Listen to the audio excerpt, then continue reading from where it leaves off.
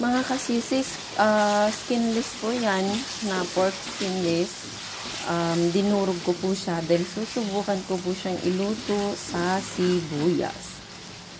Actually, ayan na, durog na siya. So, parang giniling na siya. So, skinless. Try natin kung ano yung resulta niya. For sure, manamis-namis to. So, white na sibuyas lang, mantika. Yun lang. Kasi may lasa na to, diba? So, let's see. Tignan na lang natin pagkatapos.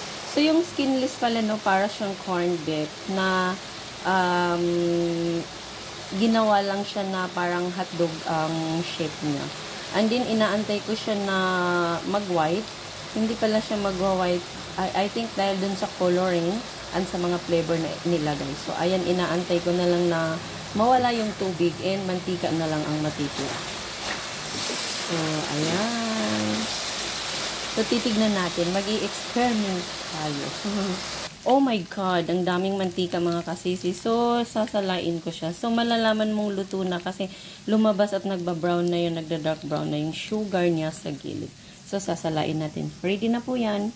So, ito na mga kasisi. Luto na siya para talaga siyang corned beef. Hindi talaga siya pumuti. Unlike sa giniling na puputi siya pag niluto natin. So, paalam. Try niyo na din once. Bye-bye. Dinner time.